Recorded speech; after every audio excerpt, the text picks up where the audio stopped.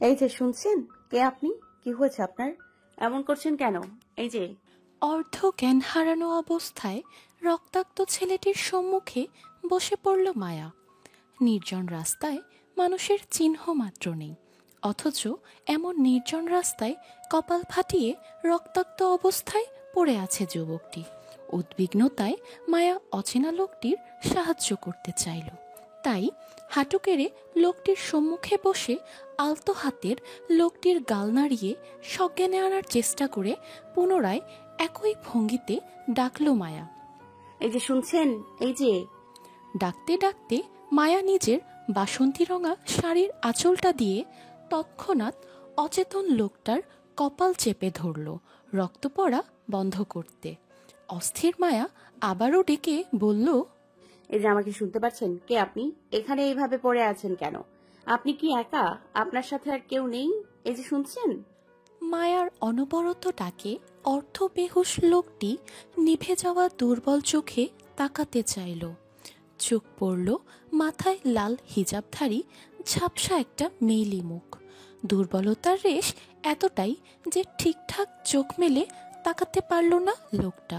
তবে ঝাপসা চোখ মায়ার উদ্বিগ্নতা দেখে অস্পষ্ট স্বরে ঠোঁট নাড়িয়ে কে যেন আওড়াতে চাইলে মায়া সেটা বুঝতে পেরে তৎক্ষণাৎ মাথা ঝুঁকে কান পাতল লোকটির সম্মুখে।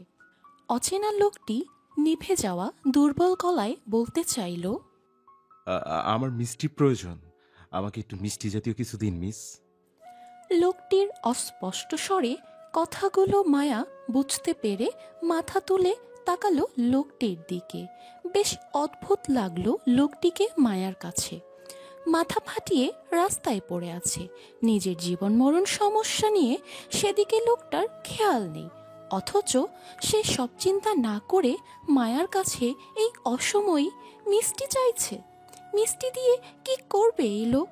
মায়া তখনও বুঝল না হঠাৎ লোকটির মিষ্টি চাওয়ার কারণটা, তাই শাড়ির আঁচলে লোকটির কপাল চেপে রেখে আগের ন্যায় বলল মায়া, মিষ্টি?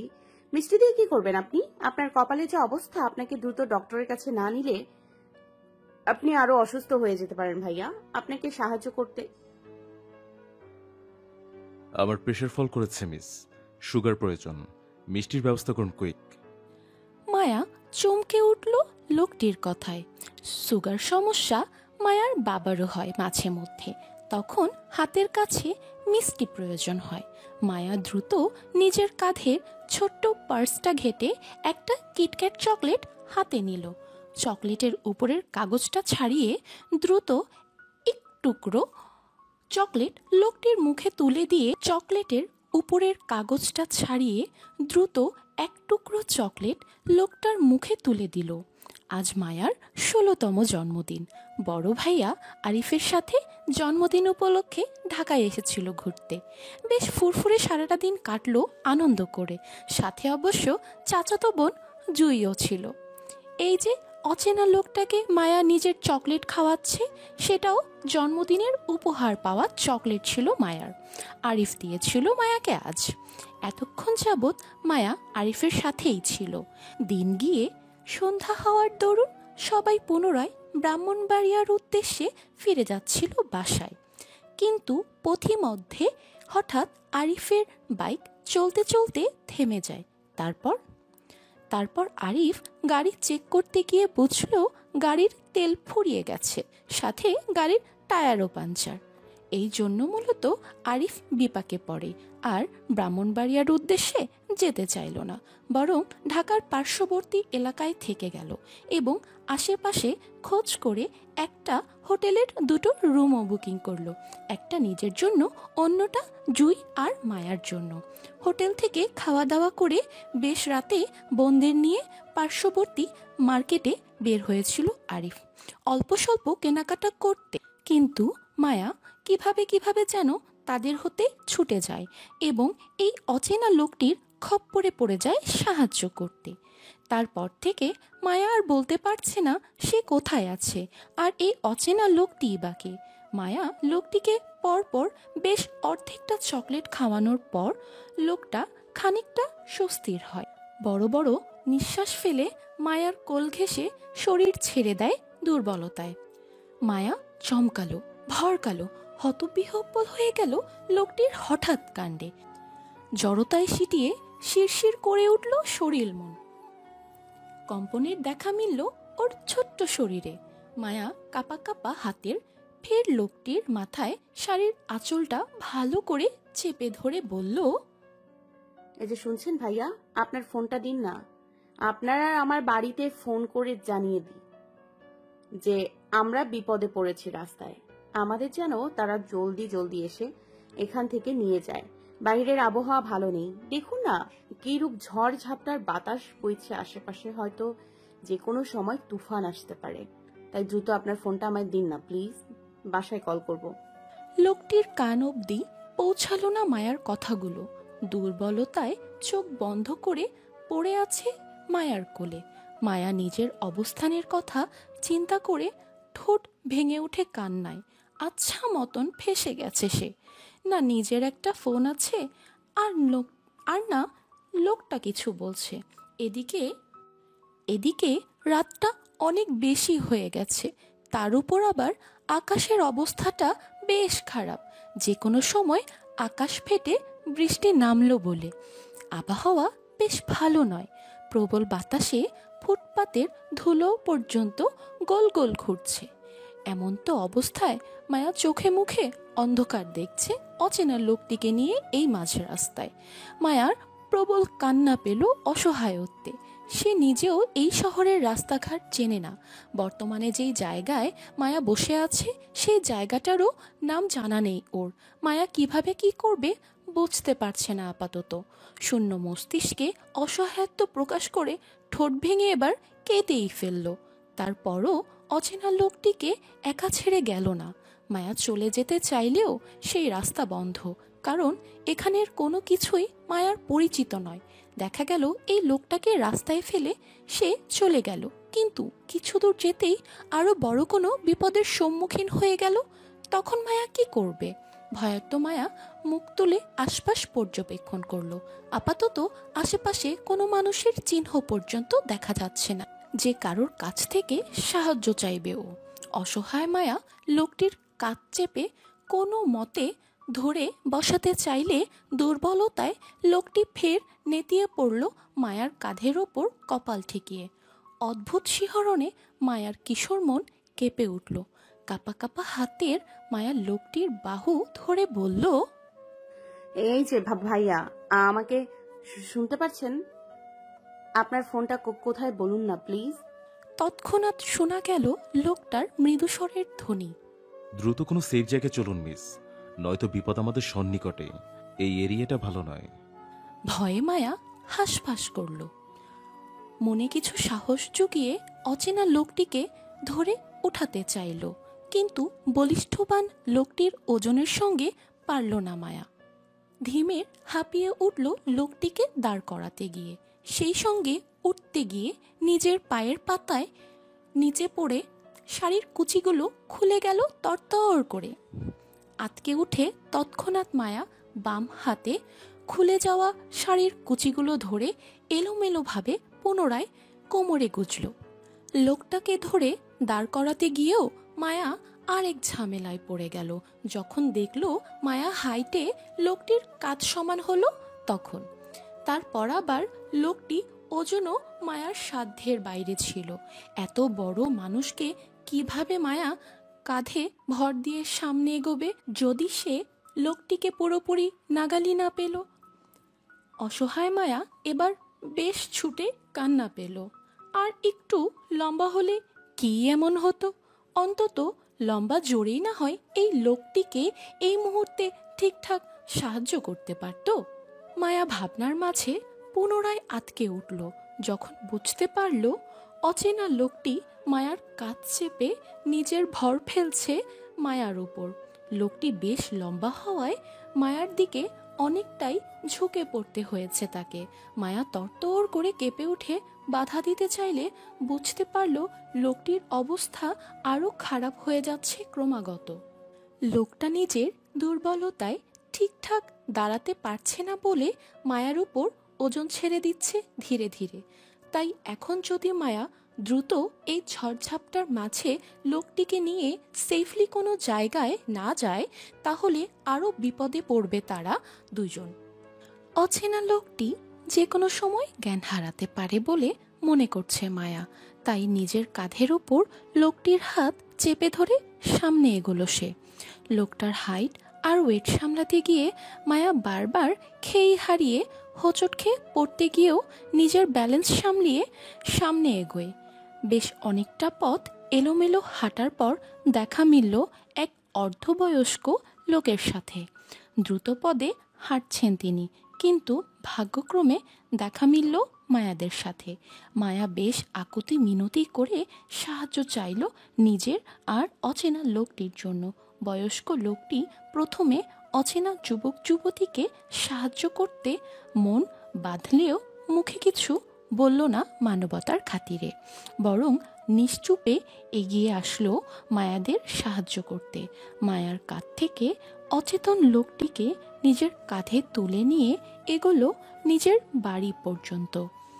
মায়া তাদের পিছন পিছন গেল, কিন্তু বিপত্তি বাজল অর্ধবয়স্ক লোকটির বয়স্ক বৃদ্ধা বাবাকে নিয়ে।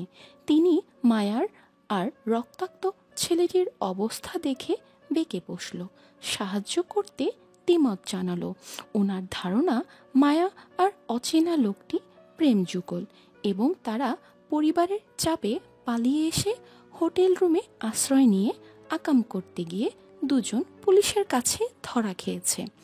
এরপর ছেলেটি পুলিশের হাতে মার খেয়ে দুজন আবারও পালিয়েছে এবং ওনার বাড়িতে এই মুহূর্তে আশ্রয় নিতে চাচ্ছে ওনার ছেলের মাধ্যমে। এমনটা ওনার চিন্তাভাবনা এটে ইতোমধ্যে। চিন্তাভাবনা অনুযায়ী মায়াকে এক ছুট কথা শুনিয়ে ফেলেছে এইসব বিশ্লেষণ করে। অবশ্য বৃদ্ধা লোকটির এমন সব বিশ্লেষণ করার পিছনে যথেষ্ট কারণও আছে, আর সেটা হলো মায়ার পরিহিত এলোমেলো শাড়ি আর অচেতন যুবকটির ইন করা শার্ট প্যান্টের ভেতর থেকে বেরিয়ে আসার জন্য মূলত ওনার অপবিত্র ধারণা আসলো মনে মায়াদের নিয়ে। বৃদ্ধা লোকটার কথায় মায়া কান্না করতে করতে নিজের দিকে তাকায়। অচেনা লোকটিকে নিয়ে টানাটানি করতে গিয়ে মায়ার গায়ের শাড়িটা অগোছালো, সাথে সাথে রক্তে লাল দাগে ছড়িয়ে আছে সমস্ত শরীর জায়গায় জায়গায়। এমনকি মাথার হিজাবটাও ঠিক নেই।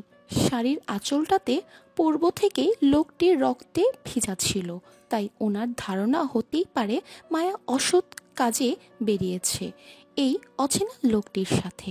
মায়া ঠোঁট চেপে কান্না আটকাতে চাইল। এই কেমন পরিস্থিতির শিকার হলো সে। এখন মায়া কিছু বললেও যে কেউ কিচ্ছু বিশ্বাস করবে না, সেটা লোকটার তীক্ষ্ণ কথা শুনেই বুঝতে পারছে মায়া। মায়া নিশ্চুপ কান্না করলো, তারপরও মুখে কিছু বলল না। সাহায্যকারী অর্ধবয়স্ক লোকটির বাবা মসজিদের ইমামতির সাথে সাথে তিনি এলাকার গণ্যমান্য কাজী হিসেবে বেশ পরিচিত। তিনি শুধু অত্র এলাকার ছেলে মেয়েদের বিয়েই নয়, বরং আশেপাশে 5 এলাকার মানুষের বিয়েও দিয়ে থাকেন তিনি। এমন সম্মানিত ব্যক্তির ঘরে কখনো পাপধারক মানুষের জায়গা হবে না বলে তিনি মনে করেন। কিন্তু এই ঝড়ঝাপটা রাতে এদের সাহায্য না করে বের করে দেওয়াটাও ঠিক হবে না। এতে আল্লাহ নারাজ হতে পারে। অসহায় মানুষের সাহায্য করা ওনার ধর্মের শিক্ষা। উনি অচেনা ছেলে মেয়েদের সাহায্য করবে, তবে হালালভাবে, বৈধভাবে। বৃদ্ধা কাজী লোকটা নিজের মোটা ফ্রেমের চশমার ভিতর দিয়ে চোখ উঁচিয়ে আবারও এক পলক তাকালো মায়া আর রক্তাক্ত যুবকটির দিকে। অন্ধকারের ঘোরে কারোর চেহারায় স্পষ্ট হলো না ওনার কাছে, তবে অচেনা লোকটিকে বেশ চেনা চেনা লাগলো ওনার কাছে। তিনি তীক্ষ্ণ দৃষ্টিতে যুবকটিকে আরও এক পলক দেখে নিয়ে নিজের ছেলেকে অনুমতি দিল সবাইকে নিয়ে ভেতরে যেতে। ওদের ভিতরে নিয়ে যাও হাফেজ। জি আব্বা। বাবার অনুমতি পেয়ে অচেতন যুবকটিকে নিয়ে ভেতরে গেল হাফেজ সাহেব। পিছন পিছন মায়াও গেল। যুবকটিকে ধরে বিছানায় শুইয়ে দিতেই পিত্তে চমকে উঠল হাফেজ সাহেব। আতঙ্কিত চোখে বিছানায় শয্যাশায়ী যুবকটির দেখে তৎক্ষণাৎ ঘাড় ঘুরিয়ে তাকালো মায়ার দিকে। মায়াকে উপর থেকে নিচ পর্যন্ত চোখ বুলিয়ে দেখে দ্রুত বের হয়ে গেল রুম থেকে নিশ্চুপে। মায়া হাঁসফাঁস করল হাফেজ সাহেবের অদ্ভুত দৃষ্টিতে। তিনি চলে যেতেই মায়া স্বস্তির হলো। ধীর পায়ে এগিয়ে গেল যুবকটির কাছে, হালকা ঝুঁকে পড়ল যুবকটির অবস্থা চেক করতে। ছেলেটির নড়াচড়া না দেখে মায়া আস্তে করে বসল লোকটির পাশে। কিছুই ভালো লাগছে না ওর।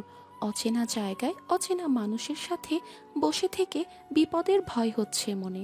আবার না জানি কিসের মধ্যে পড়ে যায় ও। ভীতু মায়ার কলিজা পর্যন্ত কাঁপছে, গলা শুকিয়ে কাঠ।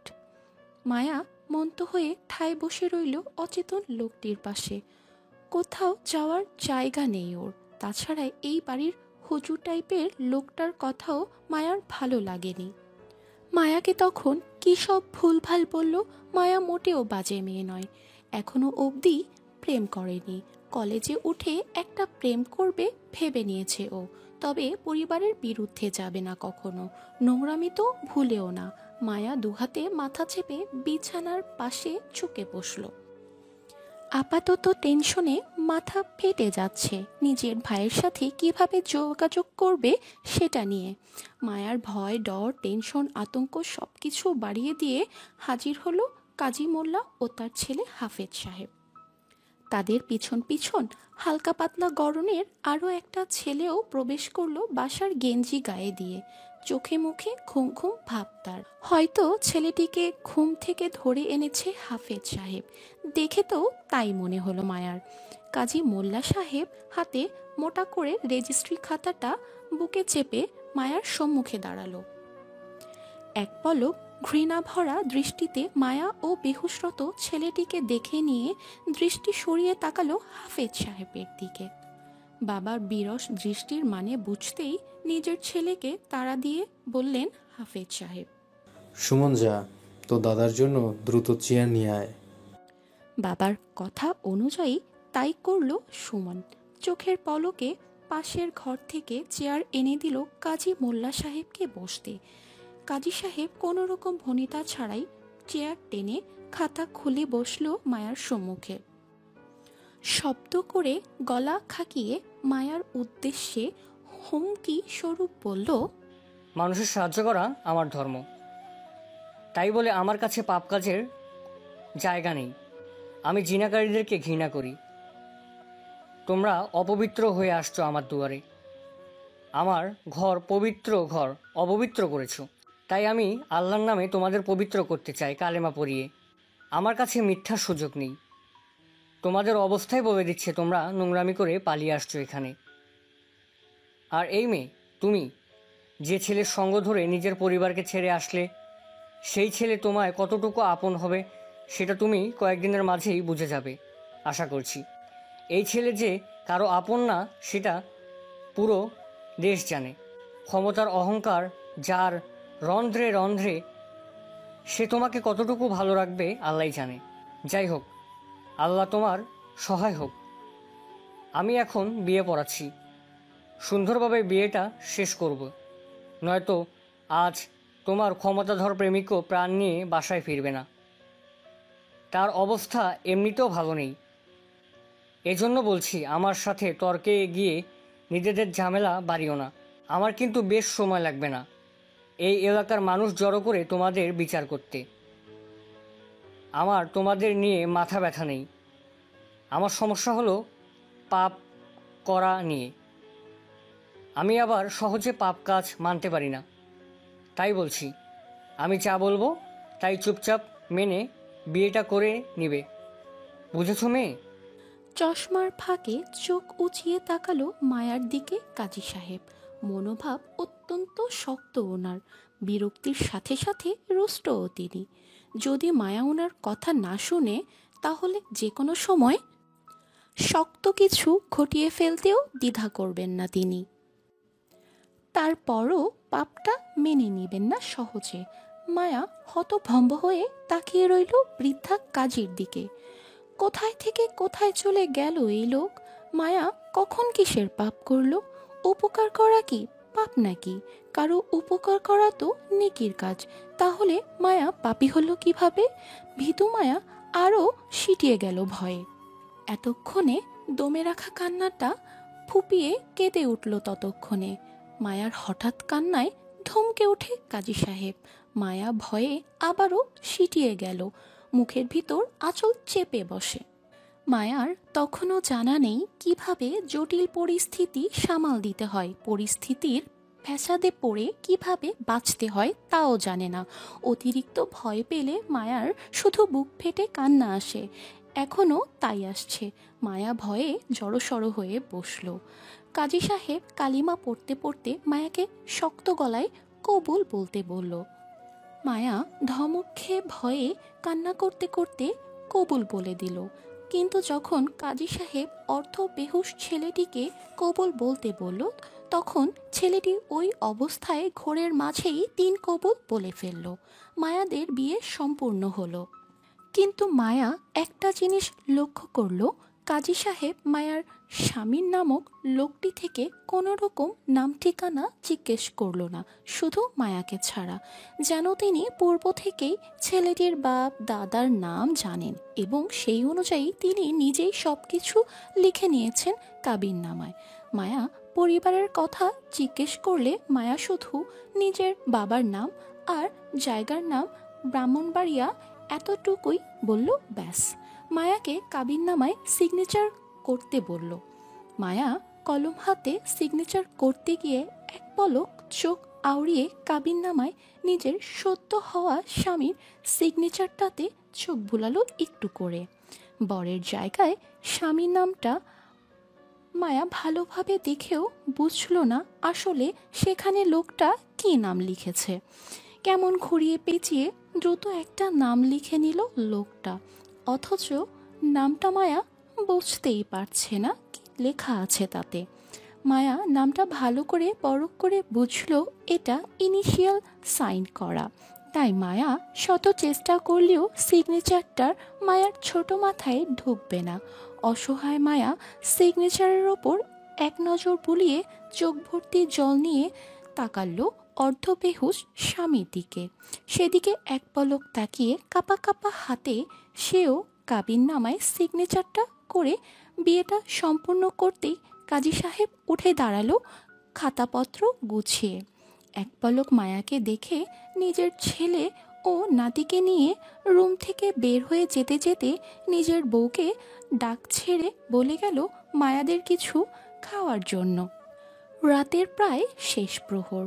হাতের মুঠোয় বাটন ফোনটি চেপে বিষণ্ণ ভগ্ন হৃদয় নিয়ে অন্ধকারাচ্ছন্ন খোলা আকাশের দিকে তাকিয়ে আছে টিনশিটের জানালা দিয়ে মায়া। ওর ছোট মনের আকাশে আজ ভীষণ মেঘ জমেছে। সেই মেঘের বাঁধভাঙা বৃষ্টি হয়ে বারবার গাল গড়িয়ে পড়ছে ক্ষণে ক্ষণে। মায়া বারবার হাতের উল্টো পিঠে গাল মুছতে ব্যস্ত, সেই সাথে মুঠে ফোন চেপে নিজের ভাইকে কল করছে অনবরত। এই ফোনটি বাড়িওয়ালার ছেলের বউয়ের। খাবার দিতে আসায় তখন মায়া ফোন চেয়েছিল মহিলাটির কাছে থেকে। তিনিও মায়ার মনের অবস্থা বুঝে নিজের ফোনটি দিয়ে সাহায্য করেছিল মায়াকে, কিন্তু মায়ার ভাগ্য সহায় হলো না। সেই মধ্যরাতে থেকেই এক নাগাড়ে কল করে যাচ্ছে আরিফকে, কিন্তু ভাইয়ের ফোন বন্ধ, বারবার নট রিচেবল আসছে। মায়া কান্নার বেগ বাড়ে, ফুপিয়ে কেঁদে উঠে বিছানায় শয্যাশায়ী স্বামীর দিকে তাকালো। নাম দাম পরিচয় কিছু জানে না মায়া, অথচ এই লোক নাকি মায়ার স্বামী। ভাগ্যের কি পরিহাস! তাছাড়া এখন মায়া পালিয়ে গেলে ইহ জীবনে এই লোকের সাথে মায়ার আর কখনো দেখা হবে কি না তাও সন্দেহ। দেখা না হওয়াটা শতভাগ নিশ্চিত। এই লোকটা হয়তো নিজেও জানে না মায়া এই লোকের বউ। জানবে বা কিভাবে? লোকটা সজ্ঞান থাকলে তো জানবে নাকি? সে তো অজ্ঞানরত বেহুশ অবস্থায় মায়াকে বিয়েটা করলো। মায়ার মতো করে সেও মায়ার নাম ঠিকানা জানে না। এমনকি মায়াকে হয়তো চোখের দেখাটা পর্যন্ত দেখেনি সে। হুঁশ ফেরার পর এই লোককে মায়া কি বলবে? বলার মতো কি আদৌ কিছু আছে মায়ার কাছে? বিয়ের বিষয়টা জানতে পেরে যদি লোকটা উঠে মায়ার সাথে খারাপ আচরণ করে তখন কি করবে মায়া? ভয়ার্ত মায়া আরও ভয়ার্ত হলো। চুপিসারে এখান থেকে পালিয়ে যাওয়ার পায়তারা করলো। যাওয়ার আগে কি মনে করে স্বামী নামক অচেনা লোকটার সম্মুখে দাঁড়ালো। ইতোমধ্যে লোকটার মাথায় মোটা করে ব্যান্ডেজ পড়েছে, ডাক্তার দিয়ে করানো হয়েছে, বাড়িওয়ালার ছেলে করিয়েছে। অসুস্থতার দরুন এখন বেঘরে ঘুমোচ্ছে সে। মায়া লোকটাকে গভীর চোখে দেখে নিয়ে চুপিসারে চলে যেতে গিয়েও পা থেমে গেল। হাতের বাটন ফোনটা চেপে সময়টা দেখে নিল, 3:40, প্রায় ভোর। মায়া হাঁসফাঁস করল লোকটাকে এই অসুস্থ অবস্থায় একা রেখে যেতে। একটা মাত্র স্বামী মায়ার, এই অসুস্থতার মাঝে যদি হারিয়ে যায় মায়া, চলে গেলে তখন মায়ার পাপ হবে না? না থাক, মায়া না হয় আর একটু কষ্ট করে কেটে কুটে স্বামীর পাশে থেকে গেল পাহারা দেওয়ার জন্য। তবে চোখ খোলার আগে আগেই মায়া পালিয়ে গেলে তখন লোকটাও মায়াকে অপ্রকাশিত বিয়েটার জন্য আর দায়ী করতে পারবে না। মায়া বেঁচে যাবে সারা জীবনের জন্য। এমনকি লোকটা মায়াকে ভালোভাবে দেখেনি, এরপর আবার মায়ার সম্পর্কে সে কিছু জানেও না। এখন যদি মায়া পালিয়ে যায় তাহলে জীবনে মায়াকে খুঁজে পাওয়ার সম্ভাবনাও নেই। স্বস্তির মনে মায়া ততক্ষণ বসে রইল যতক্ষণ পর্যন্ত না আরিফ মায়ার কলটা রিসিভ করছে। মায়ার কল তার ভাই রিসিভ করে ভোর 4:56 দিকে। তখন প্রায় ভোর ধরনের বুকে উৎফুল্ল মায়া নিজের ভাইকে ওর অবস্থানের কথা জানিয়ে সব কিছু ছেড়ে ছুড়ে তৎক্ষণাৎই পালালো খোলা জানালা দিয়ে। তবে যাওয়ার আগে নিজের হাতের বাটন ফোনটা রেখে গেল স্বামীর সাহায্যের জন্য। মায়ার অবচেতন স্বামীর ঘুম ভাঙে প্রায় 7টার দিকে। মাথা চেপে উঠে বসতেই রুমে ঢোকে কাজী সাহেব। তীক্ষ্ণ দৃষ্টিতে রুমের আশেপাশে তাকিয়ে মায়ার খোঁজ করে বলল, মেয়েটি কোথায়? গম্ভীর কণ্ঠ কানে আসতেই ভারী মাথা চেপে চোখ তুলে কাজী সাহেবের দিকে তাকালো ছেলেটি। ব্যথায় মাথা এমনই হ্যাং হয়ে আছে। তার উপর আবার অপরিচিত জায়গায় অপরিচিত মানুষের মুখে অপরিচিত কারোর খোঁজ তার কাছে করছে ভেবে খানিকটা কপাল কুঁচকে আসে বিরক্তিতে। সে উত্তর করল না, বরং মাথা চেপে বলল, আমাকে এখানে কেন নিয়ে এসেছ? আমার ছেলে। কাজী সাহেবের কথার পৃষ্ঠে তেমন কিছু বলল না যুবকটি, শুধু একটু করে বলল, একটা ফোন পাওয়া যাবে? কাজী সাহেব তীক্ষ্ণ দৃষ্টিতে ছেলেটির হাব ভাব বোঝার চেষ্টা করল। তোমার সামনেই রাখা আছে, দেখো। ছেলেটির চোখ আউড়িয়ে নিজের সামনে থেকে মায়ার রেখে যাওয়া বাটন ফোনটি হাতে তুলে নিতে চাইলে কাজী সাহেব আবারও মায়ার খোঁজ করল। তোমার সাথে মেয়েটি কোথায়? ফোনটি হাতে নিতে নিতে কপাল কুঁচকে তাকায় কাজী সাহেবের দিকে ছেলেটি। মূলত সে তখনও বুঝতে পারছে না তাকে বারবার কার কথা জিজ্ঞাসা করা হচ্ছে। কিসের মেয়ে? অকপটের সোজাসাপটা উত্তর করল কাজী সাহেব। তোমাকে নিয়ে রাতে যে মেয়েটি এসেছিল এখানে, আমি তার কথা জিজ্ঞেস করছি। সে কোথায়? তাকে দেখছি না কেন? ছেলেটি কপাল কুঁচকে কিছুক্ষণ মন্দ থেকে মনে করার চেষ্টা করলো আসলে কাজী সাহেব কার কথা বলতে চাচ্ছে তাকে। কয়েক সেকেন্ডের মধ্যে স্মরণে আসলো একটা ঝাপসা লাল হিজাবধারী মেইলি মুখ। রাস্তায় দেখা হয়েছিল মেয়েটার সাথে তার। দুর্বলতায় ঠিকঠাক মেয়েটার ফেসটা পর্যন্ত দেখা হয়নি তার। এরপর থেকে সে নিজের হুঁশে ছিল না বলতে গেলে। অথচ এখন সকাল হতে না হতেই সেই মেয়ের খোঁজ তার কাছে করছে। অদ্ভুত তো, যে মেয়েকে দেখেনি জীবনে সেই মেয়ের খোঁজ কিভাবে দিবে সে? বিষয়টি সে তেমন একটা আমলে না নিয়ে স্বাভাবিক ভঙ্গিতে বাটন ফোনে নম্বর টাইপিং করতে করতে অকপটে উত্তরে বলল, তুমি জানো না মানে? যুবকটি বাটন ফোনে টাইপ করে কাউকে মেসেজ পাঠিয়ে দুর্বল শরীরে উঠে দাঁড়ালো। আপাতত নিজের গন্তব্যের জন্য বের হবে সে। এখানে আর এক মুহূর্ত নয়।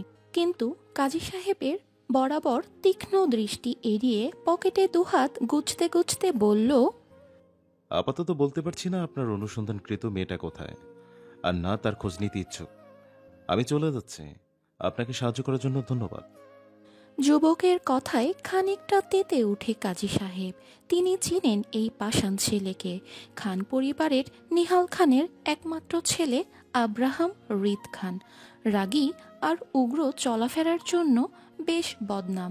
ক্ষমতার জোরে মাটিতে পা পড়ে না তার। তবে মেইলি বাজে বিষয়ে কখনোই খান পরিবারের কাউকে জড়াতে শোনেনি কখনো। এমনকি এই রিদ খানকে কখনো কোনো মেয়েকে নিয়ে জড়িয়ে বাজে কিছুর বদনাম শোনা যায়নি কখনো।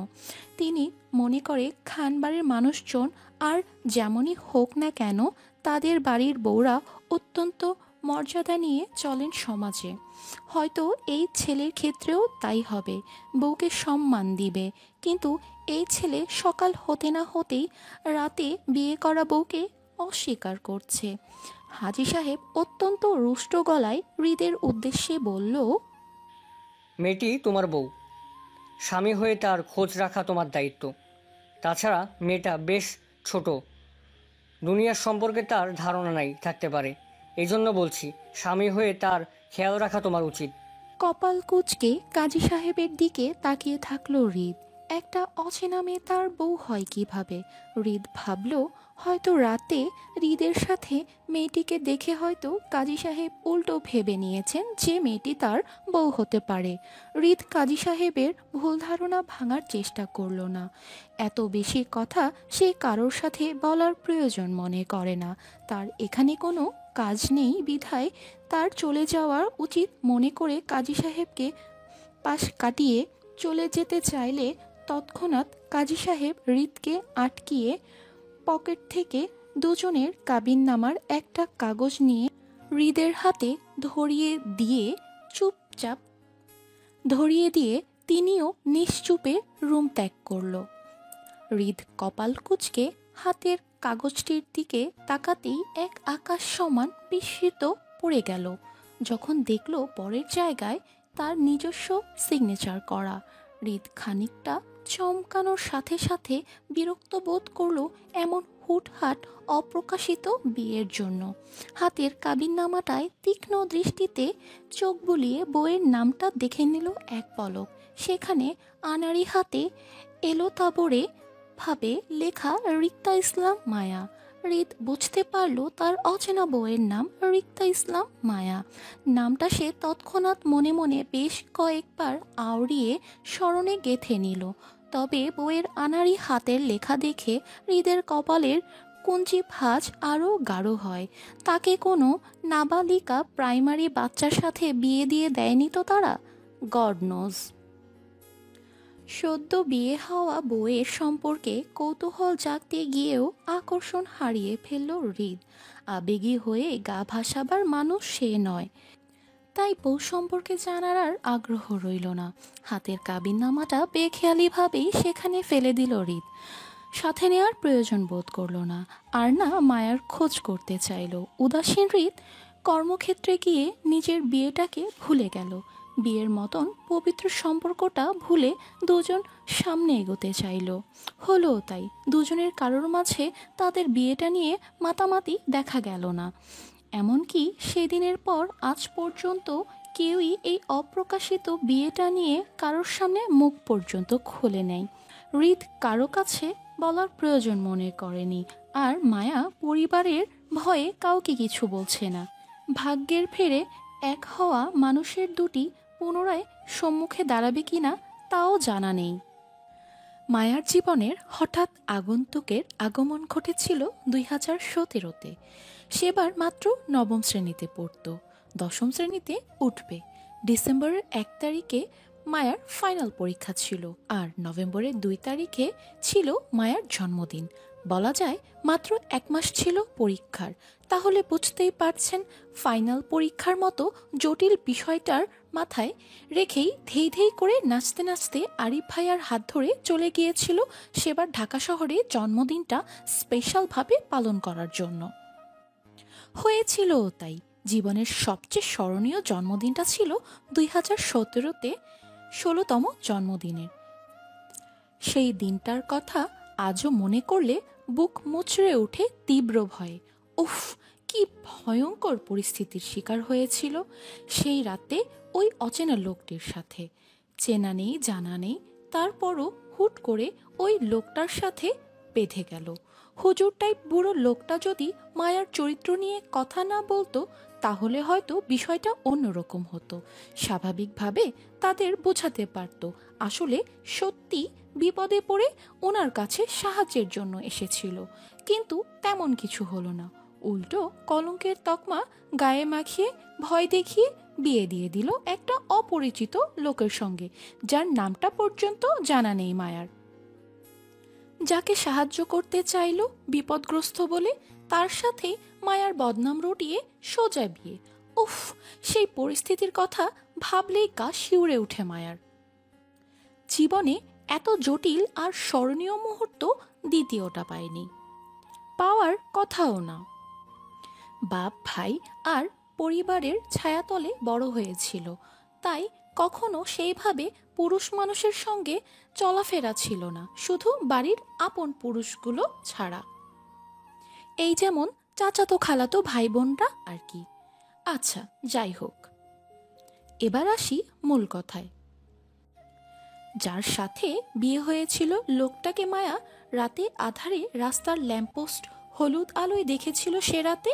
তারপর তাদের সাহায্যকারীর বাসায়, মানে ওই যে বাসায় বিয়ে দেওয়া হলো সেই বাসাও দেখেছিল লোকটাকে প্রদীপের মৃদু আলোয়, মানে কারেন্ট ছিল না। সে রাতে বেশ ঝড়ঝাপটা তুফান হয়েছিল বলে সেই এলাকায় বিদ্যুৎ সংকটে ছিল। সেই জন্য মূলত কারেন্ট ছেড়ে ছোট একটা মোমবাতির অল্প আলোয় তাদের দুজনের বিয়েটা দিয়েছিল কাজী সাহেব। আরিফ ভাইকে হারিয়ে ফেলা, কাজী সাহেবের হুমকি ধামকি, আবার অচেনা লোকটাকে নিয়ে ভয়, টেনশন, সবকিছু মিলিয়ে অবস্থা ছিল যা তা বলার বাইরে। আতঙ্ক এতটাই ছিল যে ওই অল্প দেখা স্বামীর মুখটা মায়া আর মনে রাখতে পারেনি, মানে সোজা কথা ভুলে গেছে আর কি। এমন না যে ইচ্ছাকৃতভাবে অচেনা স্বামীর চেহারাটা ভুলে গেছে, তাকে মনে রাখতে চায় না বলে। আসলে সত্যি বলতে লোকটাকে মনে রাখতে চেয়েছিল মায়া, এই জন্য সেদিন রাতের শেষ প্রহরে পালিয়ে আসার সময় ঘুমন্ত স্বামীর মুখটা বেশবার ভালোভাবে দেখে আসছিল। জীবনের শেষ দেখা বলে স্বামীর মুখটা স্মরণে রাখতে চেয়েছিল, কিন্তু ভাগ্য তার সহায় হলো না। তার ছোট্ট মস্তিষ্ক থেকে আস্তে আস্তে স্বামী নামক লোকটার আবছা আলোয় মুখটা ধীরে ধীরে বিলুপ্ত হয়ে যাচ্ছে। আজকাল স্বামীর মুখটা স্মৃতিচারণ করলেও তেমন কিছু আসে না মস্তিষ্কে, শুধু ধোঁয়াশা একটা মুখ ছাড়া। তবে লোকটার বডি ফিটনেস আর হাইটটা শুধু চোখে ভাসে, ওই একটু আর কি। ফ্রিতে লোকটার নামটাও জানে না যে স্মরণে রাখবে বা খোঁজ বের করবে। কি এক বিয়ে হলো, হঠাৎ হওয়া স্বামীটা কেমন ধুম করেই বিলুপ্ত হয়ে গেল মায়ের জীবন থেকে। 2017 সালে হওয়া ওই ঘটনার পর বিগত 1 বছর 5 মাস পর আবারও তার জীবনের এক নতুন মোড় নেয়। নবম শ্রেণীর পাশ করলো, দশম শ্রেণীর এসএসসি পরীক্ষায় দিল, রেজাল্টও বের হলো, মোটামুটি ভালো রেজাল্ট পেয়ে পাশ করলো। 2019-এর দিকে কলেজে উঠবে। যথারীতি মায়া কলেজে ভর্তি হওয়ার চিন্তাটাও তার বাপ ভাইয়ের উপর ছিল বরাবরের মতো, তবে অবশ্য মায়ার নিজস্ব কোনো মতামত নেই। পরিবারের মেয়ে তারা যেখানে বলবে সেখানেই ভর্তি হতে হবে এক কথায়। তাই পড়াশোনার বিষয়ে কখনো মাথা ঘামায়নি। সাথে অবশ্য একদলে জুইও আছে, ওকেও মায়ার ছোট চাচা মায়ার সাথেই ভর্তি করাবে। যেহেতু দুজন জন্মের পর থেকে একসঙ্গে হেলে দুলে বড় হয়েছে, পড়াশোনাও একত্রে করেছে, সেহেতু তাদের আলাদা করা কারোর চিন্তাতে আপাতত ছিল না। তাই সহপাঠী হিসেবে জুইকে পাবো এটাও নিশ্চিন্ত ছিল মায়া। আচ্ছা যাই হোক, পরিবারগত অনেক বুঝ পরামর্শ করার পর বাবা আর ছোট চাচার আদেশে হলো তাদের দুজনকে চট্টগ্রামে ভর্তি করাবে। মানে মায়াদের প্রথমে আরিফ ভাইয়ার ফ্ল্যাটে থাকতে হবে, পরবর্তী সময়ে যখন তারা হোস্টেলের সিট পেয়ে যাবে তখন তাদের দুজনকে হোস্টেলে দেয়া হবে, এমনটাই কথা হলো। তাই ভর্তি পরীক্ষার জন্য ভাইয়ার হাত ধরে সোজা চলে গেল আশুগঞ্জ টু চট্টগ্রাম শহরে। আরিফ তখন সবেমাত্র মাস্টার্স করছিল। সেই বছর তার লাস্ট ইয়ার ছিল মাস্টার্সের। আরিফের ফাইনালিস্ট ছিল। চট্টগ্রামে আরিফ লেখাপড়ার সুবিধার্থে থাকলেও চট্টগ্রাম শহরটার সাথে মায়াদের আত্মীয়তার সম্পর্ক ছিল আরও একটা। সোজা কথা বলতে গেলে মায়ার নানুর বাড়ি আর মায়ার আম্মুর নিজ বাড়ি, সেই হিসাবে প্রতি বছরই মায়াদের যাতায়াত থাকতো চট্টগ্রামে। কিন্তু তারপরও মায়া এই চট্টগ্রাম শহরটাকে আপন মনে হতো না। এখানে পড়াশোনা নিয়েও ছিল বেশ আপত্তি। মায়ার ইচ্ছা ছিল আশুগঞ্জ কোথাও ভর্তি হবে, সেখানে মায়ের স্কুলের সহপাঠীরাও ছিল, তাদের ছেড়ে আসতেও নারাজ ছিল মায়া। এত নারাজগিটা চোখে দেখেনি কেউ, কানেও তোলেনি। ছোট মানুষ হওয়ায় পরিবারের বড়রা যা বলে সেটাই শুনতে হতো। মায়ার আজও মনে আছে সেদিনকার কথা। মায়া আম্মুর আঁচল ধরে কি কান্নাটাই না করেছিল। উফ, কাঁদতে কাঁদতে গোটা একদিন খাওয়া দাওয়া বন্ধ করে রেখেছিল চট্টগ্রামে পড়তে যাবে না বলে। তারপরও মায়ার এত বিদ্রূপ শূন্যে তুলে এক প্রকার বাধ্য হয়েই এসেছিল চট্টগ্রামে আরিফ ভাইয়ের হাত ধরে। প্রথম কয়েকদিন তোড়জোড় করে মন খারাপ চালিয়ে রেখেছিল বাড়ির সবার সাথে, যাতে একটু মায়া দয়া দেখিয়ে এখান থেকে নিয়ে যায়। কিন্তু ভাগ্য মায়াকে এবারও হতাশ করলো। ভীষণ রকম মন খারাপেও মায়ার আব্বু শক্ত মন নরম হলো না, আর না এখান থেকে যাওয়া হলো মায়ার। প্রচণ্ড অনীহা আর বুক ভরা কষ্ট নিয়েই আরিফ ভাইয়া মায়াদের চট্টগ্রাম কলেজে ভর্তি করিয়ে দিল।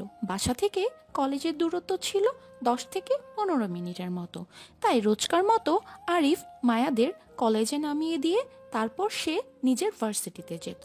আরিফ নিজের পড়াশোনার পাশাপাশি একটা কোচিং সেন্টারেও ক্লাস করাতো টিচার হিসেবে। আর মায়ারা কলেজ শেষ করে বিকেলের দিকে আবার আরিফের কোচিং সেন্টারেও যেত বই খাতা নিয়ে ক্লাস করতে। মায়া আর জুই দুজনই ছিল মানবিকের স্টুডেন্ট। মূলত মায়ার ছোট থেকে রাজনৈতিক বিষয়গুলোতে প্রচণ্ড ইন্টারেস্ট ছিল বিধায় সেই জন্য মানবিক নিয়ে পড়াশোনা করা আর কি। সত্যি বলতে রাজনৈতিক বিষয়গুলো থেকে রাজনৈতিক কূটনৈতিক বুদ্ধিগুলো মায়ার হেব্বি লাগতো বলেই ভাষার কাউকে না জানিয়ে নিজেই এই মানবিক বিভাগে ঢুকেছিল 9ম শ্রেণীতে। জুই অবশ্য প্রথমে সায়েন্স নিয়ে পড়াশোনা স্টার্ট করেছিল, পরে সায়েন্স বইয়ের সাথে উঠতে না পেরে বাধ্য হয়ে সায়েন্স ছেড়ে মানবিক শাখায় মায়ার সাথে যোগ হয়।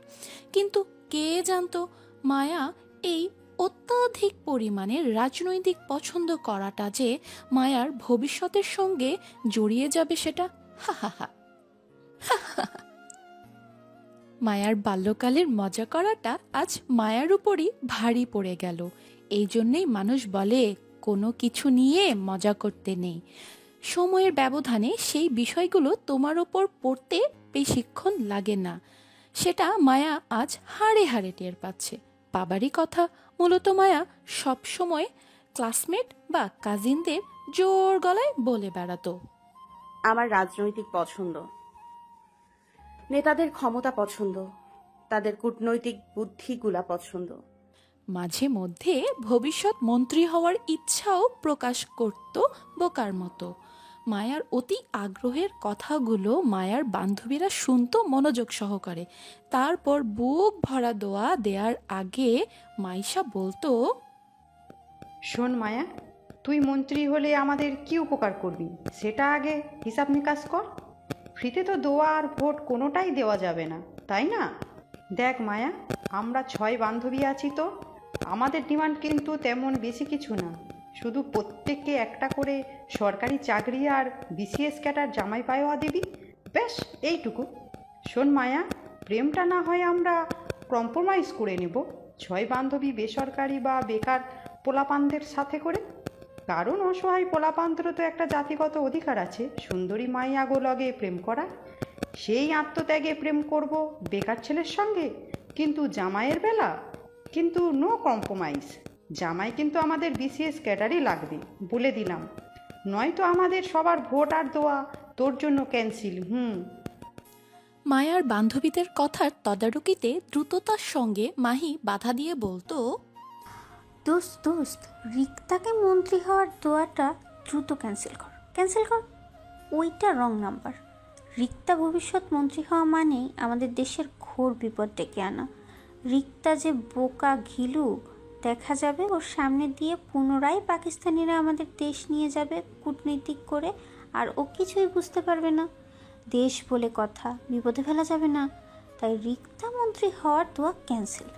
তুই বরং রিক্তার জন্য একটা নেতা জামাই দেওয়ার কর, যে শক্তপোক্ত, কালো, বেটে, অসুন্দর, বুড়িওয়ালা যেমনই হোক, ব্যাস মন্ত্রী হোক, তাহলেই চলবে। কিরে, তোর চলবে না? মাইসার কথার পাশ থেকে ফোড়ন কেটে সুমি অতি উৎসাহে বলে, হ মাইশা ঠিক কইছে। রিক্তারে মন্ত্রী বানাইয়া দেশকে বিপদে ফেলার দরকার নাই। রিক্তা থাক, তোর মন্ত্রী হওয়া লাগবো না। মন খারাপ করিস না দোস্ত, যা আমরা তোরে মাইশার কথায় মন্ত্রী জামাইয়ের জন্য দোয়া করে দিবনি। হ্যাঁ, তোর মন্ত্রী মশাই অসুন্দর হোক সমস্যা নাই, কিন্তু তাকে অবশ্যই রকচটা মন্ত্রী হতে হবে, যেন কথায় কথায় তোকে এমনই 2-4টে থাপ্পড় মারে ভালোবেসে। বেশ কৌতুক করেই মায়ার 6 বান্ধবীরা আকাশমুখী দুহাত তুলে মোনাজাত করত মায়ার জন্য। ভীষণ রকমের খ্যাপাতো মায়াকে, মাঝে মধ্যে বোকার মতন চেতে যেত ওদের উল্টো পাল্টা দোয়া, আবার মাঝে মধ্যে বেশ এনজয় করত যখন ভবিষ্যৎ মন্ত্রীর বউ বলাতে। এই একটা কথায় কখনো মায়া চেতে যেত না, বরং ভালো লাগতো। পছন্দের রাজনৈতিক বলে কথা, নেতা জামাই পাইলে সমস্যা কি, বরং ভালোই লাগবে। মনে মনে যেমন বান্ধবীদের দোয়া করা নিয়ে খুশি হতো, তেমনি ভয় ভয় থাকতো এই ভেবে যে মায়ার দেখা জীবনে একটাও ইয়াং নেতা ছিল না। সবগুলো নেতা ছিল কেমন বুড়ো, মোটা তাজা আর কালো ভুঁড়িওয়ালা বয়স্ক লোক। এখন বান্ধবীদের দোয়াতে যদি বুড়ো জামাই পায়, তো বুড়ো জামাই কি শুধু মায়ারে ধরে ধরে মারবে নাকি? এইসব চিন্তাতে জল ঢেলে গেল ওই হঠাৎ হওয়া বিয়ের পরপরই। আজ বছর 1.5 হলো মায়া কাউকে বলে নাই মায়ার রাজনৈতিক পছন্দ বা মন্ত্রী সাহেবও পছন্দ। কেউ এই নিয়ে মজা করলেও চুপ থাকতো। বিয়ে নিয়ে মায়া হঠাৎ চুপ থাকার কারণটা আজও কেউ ধরতে পারল না। পারবে কিভাবে? মায়া আজ পর্যন্ত কাউকে হঠাৎ হওয়া বিয়ের ঘটনাটি খুলে বলে নাই, এই ভয়ে যে বিয়ের মতো এত বড় একটা জটিল ঘটনা শুনে সবাই মায়াকেই দোষ দিবে। তাছাড়া পরিবার যখন মায়ার এই বিয়ের ব্যাপারে কিছু বলবে, তখন মায়া কি বলবে তাদের? মায়ার কাছে তো উত্তর নেই। তাছাড়া মায়ার আব্বু ভীষণ রকমের রাগী আর জেদি মানুষ। ওনার কানে এই খবর যাওয়া মানেই মায়াকে কেটে নদীতে ভাসিয়ে দেওয়া। মায়া আব্বুর ভয়ে আজ পর্যন্ত জুঁইয়ের সাথে পর্যন্ত বিয়ের বিষয়টা শেয়ার করেনি। ভবিষ্যতে কখনো করব বলেও মনে হয় না, কারণ মায়ার সেই সৎ সাহস নেই। আমি জানি না লোকটা কে ছিল আর কাকেই বা সে রাতে আমি বিয়ে করেছিলাম। আব্বু এই বিষয়ে আমাকে কিছু জিজ্ঞেস করলে আমি লোকটার নামটা পর্যন্ত বলতে পারবো না, এজন্য মূলত চুপ থেকে গেলাম নীরবে। তাছাড়া আমি বিগত 1.5 বছরে 2টো বিষয় লক্ষ্য করেছি। আগে বিয়ের শব্দটা আমার মাথায় আসলে প্রথম ভয় পেতাম, কিন্তু আজকাল শুধু হতাশা কাজ করে নিজের মাঝে। স্বামী শব্দ নিয়ে নাম, দাম, ঠিকানা, পরিচয়পত্র কিছুই জানি না। যাও একটু করে। লোকটার ফেসটা মাথায় ছিল, দীর্ঘ সময়ের দূরত্বে তার আধো আলো চেহারাও ভুলে যাচ্ছি দিন বা দিন। আমার কপালে কি আছে কে জানি, কিন্তু সেই মানুষটার জন্য আমার জীবন যেন থেমে আছে। অদ্ভুতভাবে আজও তার কথা আমার স্মৃতিতে গেঁথে গেছে দৃঢ়ভাবে। নিশ্চিত বিয়েতে অনিশ্চিত স্বামী দেখা জীবনে পাবো না বলে এটাও জানি, তারপরেও লোকটা আমার মস্তিষ্ক জুড়ে বিচরণ। দীর্ঘ মনস্তাত্ত্বিক বিষয়ে ভেবেই দীর্ঘশ্বাস ফেলে মায়া। জীবনের ফেলে আসা দিনগুলো আবারও একবার স্মৃতিচারণ করলো বিছানায় পা দুলাতে দুলাতে। বুক ভারী নিঃশ্বাস ফেলে ঘাড় ঘুরিয়ে তাকালো জুয়ের দিকে। মেয়েটা সেই তখন থেকে সেজে যাচ্ছে, থামাথামি নাই। 1 ঘন্টার বেশি সময় হবে আয়নার সম্মুখে বসেছে সাজতে। তারপরও সাজ কমপ্লিট হলো না মেয়েটার। আজব! এবার বেশ বিরক্তিতে কপাল কুঁচকে আসলো মায়ার, জুইয়ের এত দেরি দেখে। আজ মায়াদের কলেজের নবীনবরণ অনুষ্ঠান। মায়াদের ক্লাস অবশ্য আরও মাসখানেক আগেই শুরু হয়েছিল, কিন্তু মায়াদের নবীনবরণ অনুষ্ঠানটা একটু দেরিতে হচ্ছে বিশেষ কিছু অতিথির জন্য। বলতে গেলে মায়াদের কলেজের ফাউন্ডার্সদের জন্য স্যারদের নাকি এই অনুষ্ঠানটা পিছাতে হয়েছে। এটা মায়াদের সিনিয়রদের বলা কথা। ভাই, প্রতিষ্ঠানের ফাউন্ডার্সদের বলে কথা, তাদের জন্য 1 মাস কেন, চাইলে 5 মাস পিছাতেও কারোর সমস্যা হবে না। যাই হোক, সেসব কথা। কলেজ নিয়ে আপাতত মায়ার মাথা ব্যথা নাই। কে আসলো কে গেল সেটা মায়ার দেখার কথা না। মায়ার বিষয় হচ্ছে এই মুহূর্তে জুইকে নিয়ে। মেয়েটা এখনো বিরতিবিহীন সেজেই যাচ্ছে। সামান্য একটু অনুষ্ঠানের জন্য এত সাজতে হবে? আজও! এবার মায়া বেশ চটে গিয়ে রাগী গলায় বলে জুইকে, অসভ্য মাইয়া, আর কতক্ষণ আমাকে এইভাবে বসিয়ে রেখে সাজাবি? সামান্য একটা অনুষ্ঠানের জন্য তোর এত সাজতে হবে? লাইন মারতে যাবি কলেজে? আরিফ ভাইয়ার কাছে বিচার দিব তোর নামে, দেখিস। মায়ার চেতে যাওয়াতে তাড়াহুড়ো করে জুই আয়নার সম্মুখে ঝুঁকে পড়ে লিপস্টিক লাগাতে বলল, শুধু শুধু রাখিস কেন ঋতু? এই তো শেষ আমার, আর অল্প। জুই, এবার কিন্তু তুই বাড়াবাড়ি করেছিস। সত্যি আমার গরম লাগছে এই মরার শাড়ি পরে। তুই কি উঠবি নাকি আমি তোকে ফেলে চলে যাব ভাইয়ের সাথে? আয়নার সম্মুখে থেকে তাড়াহুড়োয় মেকআপের জিনিসপত্র গোছাতে গোছাতে ব্যস্ত ভঙ্গিতে জুই বলল, সরি বোন, এই তো শেষ আমার। চল চল দ্রুত, আমাদের দেরি হয়ে যাচ্ছে। অনুষ্ঠান শুরু হয়ে গেলে সিনিয়রদের প্যারায় পড়ে যাব আমরা আবার। চল চল। জুইয়ের হঠাৎ এত তাড়াহুড়ো গাঢ় দৃষ্টিতে তাকিয়ে থেকে ঠোঁট উল্টালো মায়া। মেয়েটা সত্যিই পাগল। এক তো নিজেই দেরি করবে, তারপর আবার সেটা নিয়ে নিজেই আফসোস করবে। অদ্ভুত! আজ আর আরিফের বাইকে চড়ল না মায়ারা কেউ। যেহেতু শাড়ি পরেছে তাই রিক্সা ধরে সোজা কলেজ গেটে নামতেই চোখে লাগলো কলেজ ভারী প্যানেলের সাজসজ্জা, সেই সাথে কলেজের ছাত্রছাত্রীদের ভারী ভারী পোশাক। এই যেন এক লাল সবুজের পতাকা হয়ে আছে সবাই। আহা হা হা, কি অদ্ভুত ভালোবাসার টান দেশের জন্য। সবার জন্য এই ভরা দিন দুপুরে সবাই লাল সবুজ পতাকা হয়ে ঘুরছে আশেপাশে। ছেলেরা সবাই লাল পাঞ্জাবি আর মেয়েরা সবাই সবুজ শাড়িতে আবদ্ধ। ওই আবদ্ধ হওয়া থেকে কিন্তু মায়ারাও বাদ যায় নাই। জুই আর মায়া দুইজনই সবুজ রঙা শাড়ি পরেছে। পার্থক্য শুধু একটাই, মায়াদের শাড়িটা জামদানি। ব্যাস, ছোট ছোট পা ফেলে কলেজের গেট থেকে ধীরে ধীরে ঢুকে বুঝলো মায়ারা মনে হয় একটু বেশি দেরি করে ফেলেছে। মায়াদের আরও আগে আসা উচিত ছিল, কারণ অলরেডি অতিথি আসার সময় হয়ে গেছে। মায়াদের পেছন পেছনই বিশেষ অতিথি আর প্রধান অতিথির গাড়ি ঢুকলো গেট ধরে। তার মানে এই কলেজে এরাই ভিআইপি, সেই সাথে ওই কলেজের ওনার। ছাত্রী জনসভায় মায়া গিয়ে বরাবরই পিছনের সারিতে বসলো। যেহেতু দেরিতে এসেছে তাই আপাতত মায়াদের জায়গাটা পেছনের সারিতেই হলো। মায়ার হাতে ফোন নেই, জুইয়ের হাতে আরিফের একটা ফোন আছে, সেটা দিয়েই সে অলরেডি ছবি তোলা শুরু করে দিয়েছে। মায়া বিরক্তি ছেড়ে ঘাড় ঘুরিয়ে পেছনে তাকালো গোল গোল চোখে। তৎক্ষণাৎ দৃষ্টিতে ভিড় করলো অতিথিদের জাঁকজমক পূর্ণ বেশ কয়েকটা সাদা কালো গাড়ি। গেট ধরে ভিতরে ঢুকছে তারা। সিনিয়র ভাইয়া আপুরা সারিবদ্ধভাবে দাঁড়িয়ে তাদের ফুল ছিটিয়ে বরণ করছে। সেই বরণে স্যাররাও দাঁড়িয়ে আছে হাতে ফুলের তোড়া নিয়ে। দূর থেকে অল্প স্বল্প চোখে লাগলো মায়ার। 3টা গাড়ি থেকে 3জন মানুষকে বের হতে দেখলো ধবধবে সাদা পাঞ্জাবি পরিহিত অবস্থায়। একজন বেশ বৃদ্ধ আর বয়স্ক টাইপের লোক, সাদা পাকা দাড়ি আর চুলে ভরপুর ওনার। দ্বিতীয়জন অর্ধবয়স্ক হবে, বয়সটা 60 ঊর্ধ্বে হবে না। ওনার চুলগুলো দূর থেকে ঠাউর করতে পারছি না কতটা পাকা হবে, তবে তৃতীয়জনকে চোখে লাগার মতন ছিল। দূর থেকে এক ঝলক দেখেই বুঝতে পারল শত নারীর রাতের স্বপ্ন হতে বাধ্য এই পুরুষ। আহা, এই বুঝি সেই পুরুষ যাকে নিয়ে বিগত 1 মাস ধরেই গুঞ্জন শুনছিলাম কলেজের সিনিয়র আর মায়ার ক্লাসমেট মেয়েদের মাঝে। হতে পারে অস্বাভাবিক কিছু না।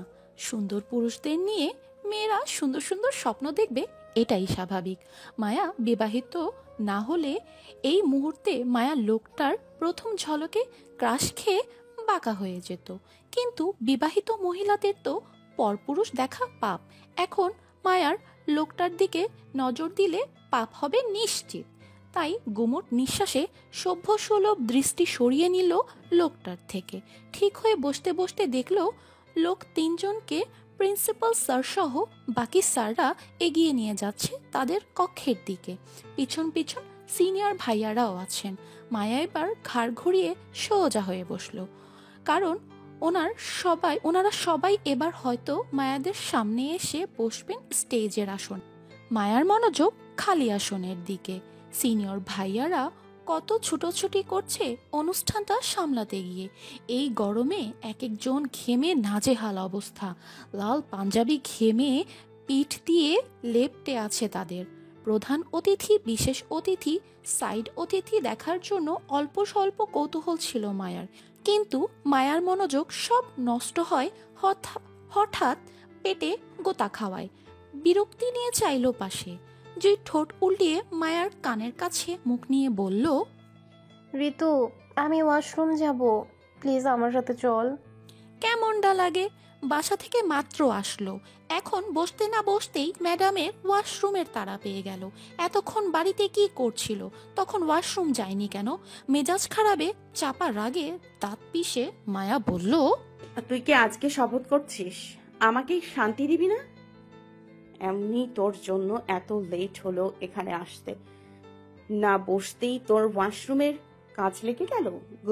প্লিজ ঋতু, চল না। ওই আসলে সাজুগুজু করে ব্যস্ত ছিলাম বলে ওয়াশরুমে যাওয়া হয়নি। ভেবেছিলাম সাজ শেষ করে একেবারে যাব, কিন্তু তাড়াহুড়োতে এখানে চলে এসেছি বলে আর যাওয়া হয়নি। প্লিজ চল না বোন। গুড, ভেরি গুড, ভালো কাজ করেছিস। তখন যখন ওয়াশরুম কাজ চেপে সাজগোজের কাজ চালিয়ে যেতে পারিস, তাহলে এখনো চেপে যা। মুচড়ামুচড়ি করে গোটা অনুষ্ঠানটা পার করে দে। আমি জানি তুই পারবি, তোকে পারতেই হবে। চাপাচাপিতে তুই যে দক্ষ সেটা প্রমাণ করার জন্য হলেও এখন চুপচাপ বসে থাক। আমি পারবো না তোর সাথে কোথাও যেতে। কথাটা বলেই সামনে তাকাতে চাইলে পাশ থেকে জুই খপ করে মায়ার হাত চেপে ধরে অসহায় গলায় বলল, প্লিজ ঋতু, চল না প্লিজ, বেশি ইমার্জেন্সি পেয়েছে, প্লিজ। অল্প ঠোঁট কামড়িয়ে ওর মতিগতি বোঝার চেষ্টা করলো। জুইয়ের অসহায় ফেসটা দেখে দীর্ঘ নিঃশ্বাস ফেলে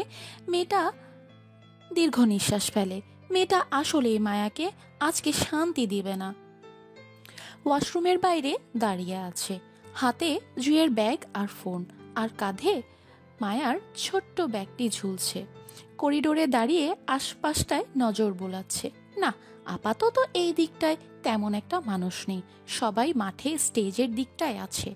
ওয়াশরুমের বাইরে করিডোর একপাশে দেয়াল থাই গ্লাসে নিজের প্রতিবিম্বটা এক পলক দেখে নিল। গোছানো শাড়ি, সবুজ চুড়িতে খারাপ লাগছে না মায়াকে, ঠিকঠাক লাগছে। তারপরও চঞ্চল হাত দুটো দিয়ে ছেড়ে রাখা চুলগুলো আরও একবার গুছিয়ে নিল। অল্প ল্যাপটানো কাজলটা মুছে নিতেই তখন কানে বাজল কারোর উগ্রতা গমগমে ডাক। এই মেয়ে, এই মেয়ে, এদিকে শোনো। সহজ সরলভাবেই ঘাড় বাঁকিয়ে পাশে তাকালো। চোখে লাগলো মায়াদের পৌরনীতি ম্যাডামকে। তিনিও হাফ সিল্কের লাল সবুজ সংমিশ্রণে শাড়ি পরিহিত, বয়স ৩৫। শ্যামবর্ণ গায়ে রংটা খারাপ লাগছে না, বেশ ভালোই লাগছে। তবে উনি এত মনোযোগ দিয়ে কাকে ডাকছে সেটা লক্ষ্য করতে চাইলে বুঝলো ম্যাডাম আসলে মায়াকেই অনুসরণ করে ডাকছিল। অল্প চমকিত হলো মায়া, এক বুক সাহস নিয়ে গেল ম্যাডামের সামনে। মায়াকে দেখেই ম্যাম তাড়াহুড়োয় প্রশ্ন করে বললেন, কোন ডিপার্টমেন্ট? ম্যামের তাড়াহুড়োর কথায় বুঝতে পারল তিনি মায়াকে সিনিয়র ভাবছেন হয়তো, তাই মিনমিন করে ম্যামকে শুধরিয়ে বলল, ম্যাম আমি মানবিক ডিপার্টমেন্টে নতুন ছাত্রী, ইন্টার ফার্স্ট ইয়ার স্টুডেন্ট। ব্যস্ততায় ম্যাম ফের বলল, ও, তার মানে তুমি আমার ছাত্রী। আচ্ছা শোনো, আমার হাতের এই ফাইলসগুলো ফাউন্ডার স্যারের রুমে নিয়ে যাও। সোজা প্রিন্সিপাল স্যারকে দিবে, বলবে সুলতানা ম্যাডাম দিয়েছে, কেমন? যাও। এতক্ষণ না চমকালেও এবার বেশ জড়সড় চমকালো ম্যামের কথায়। ফাউন্ডার স্যারের রুমে যাবে মানে? সেখানে তো এই মুহূর্তে সবাই বসে আছে। মায়ার যাওয়ার মানেই নির্ঘাত ভয়। এত বড় বড় মানুষের মাঝে মায়া ছোট্ট মানুষ হয়ে কেন যাবে? উফ, মায়ার তো এখনই ভয়ে বুক কাঁপছে ডিপ ডিপ করে। এই কাঁপাকাঁপির রোগ নিয়ে সেখানে যাবে কিভাবে? কোনো কারণে যদি কাঁপতে কাঁপতে জ্ঞান হারায় সবার সামনে, তো ছি, কি লজ্জাজনক ব্যাপার। অজস্র ভয় থাকার পরও ম্যাডামের মুখের ওপর না করার সাহস হলো না মায়ার। তাছাড়া ম্যাম যদি মায়াকে বেয়াদব বলে ধমক লাগায়, সেই ভয়ে ম্যাডামের হাত থেকে কাগজপত্রগুলো মায়া হাতে তুলে নিল। ম্যাডাম তাড়াহুড়ো করে মায়ার হাত খালি করে ব্যাগ আর ফোন নিয়ে নিজের কাছে রাখতে রাখতে বলল, ফাইলসগুলো প্রিন্সিপাল স্যারকে দিয়ে তারপর আমার কাছ থেকে তোমার ব্যাগ আর ফোনটা সংগ্রহ করে নিয়ে যেও। মায়া অসহায়ের মতো মাথা নাড়াতেই ম্যাম দ্রুত পদে চলে গেল অফিস রুমের দিকে। অসহায় মায়া ঠোঁট উল্টিয়ে এক পলক ওয়াশরুমের বন্ধ দরজার দিকে তাকালো। মেয়েটা সত্যি আজকে মায়াকে শান্তি দিবে না। এখনও ওয়াশরুমে বসে আছে। প্রচণ্ড অস্বস্তির সঙ্গে ফাউন্ডার স্যার দরজায় কড়া নেড়ে অনুমতি নিয়ে ভেতরে প্রবেশ করতে চোখে পড়ল বেশ কয়েকজন মানুষকে। বিশেষ করে অতিথি সভার সবাই এখানে বসা, তার মানে তারা এখনো স্টেজে উঠেনি। মায়া এই প্রথম কলেজের ফাউন্ডার্সদের সরাসরি দেখল। দেখতে সবাই মাশাআল্লাহ, তিনজনই সাদা ধবধবে পাঞ্জাবি পরিহিত। ওনাদের সবাইকে দেখে সর্বপ্রথম মায়ার মাথায় যেটা আসলো সেটা হলো, কি চাই? ভরাট গলার প্রিন্সিপাল স্যারের হঠাৎ প্রশ্নে থতমত খেয়ে গেল মায়া।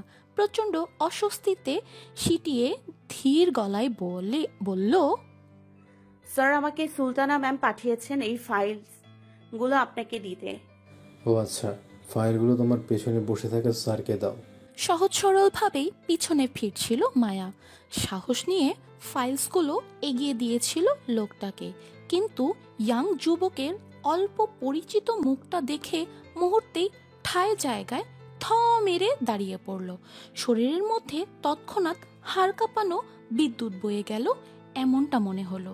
সেই বিদ্যুতের তেজে তৎক্ষণাৎ মায়ার হাত দুটো কেঁপে উঠল তুমুল গতিতে। এই লোকটাকে মায়ার কোথাও দেখেছি মনে হচ্ছে, কিন্তু কোথায় কোথায়? সে কি মায়ার পরিচিত কেউ?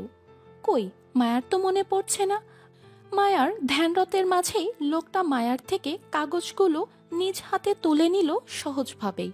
মায়া যে ওনার দিকে ড্যাপ ড্যাপ করে তাকিয়ে আছে, সেদিকে উনি এক পলক চোখ উঁচিয়ে তাকালো না পর্যন্ত। মায়াকে সম্পূর্ণ অনাগ্রহ করে হালকা কপাল কুঁচকে কাগজগুলো একের পর এক চেক করে গম্ভীর গলায় বলল, কাগজে সমস্যা আছে, নেম প্লেসের জায়গাগুলোতে ভুল। আব্বুর নামের জায়গায় আমার নাম ব্যবহার করেছে সেখানে, সেগুলো সংশোধন করে দ্রুত পাঠান। বাক্যগুলো শেষ করতে করতে হাত বাড়িয়ে কাগজগুলো পুনরায় মায়ার হাতে তুলে দিতে দিতে চোখ উঁচিয়ে তাকালো প্রিন্সিপাল স্যারের দিকে। তখনও লোকটা মায়াকে দেখল না, হয়তো দেখার প্রয়োজন মনে করছে না তাই। কিন্তু মায়া হ্যাবলার মতো দাঁড়িয়েছিল, লোকটার দিকে তাকিয়েছিল। আসলে মনে করার চেষ্টা করছিল এই লোকটাকে মায়া কোথাও দেখেছে কিনা এর আগে। তখনই প্রিন্সিপাল স্যার পুনরায় মায়াকে ডেকে ধ্যানচ্যুত করে বলল, এই মেয়ে শোনো। অস্বস্তিতে ঘুরে তাকালো স্যারের দিক। তিনি হয়তো বারবার এই মেয়ে বলে ডাকতে চাচ্ছে না ফাউন্ডার্সদের সামনে, তাই সহজভাবেই মায়ার নাম জিজ্ঞেস করে বলে, নাম কি তোমার? প্রচণ্ড অস্বস্তিতে মিনমিন স্বরে বলল, রিক্তা। স্যার শুনতে না পেরে পুনরায় বলল, কি নাম? হাসপাস করে বলল, জি স্যার, রিক্তা ইসলাম মায়া। ও আচ্ছা, শোনো মায়া, এই ফাইলগুলো তোমার সুলতানা ম্যামকে দিয়ে বলবে ভুলগুলো দ্রুত ঠিক করে পাঠাতে এখানে পুনরায় যাও। মাথা নাড়িয়ে সম্মতি দিয়ে আর চোখে তাকালো পাশের লোকটার দিকে। তিনি তখনও মায়াকে দেখল না পর্যন্ত।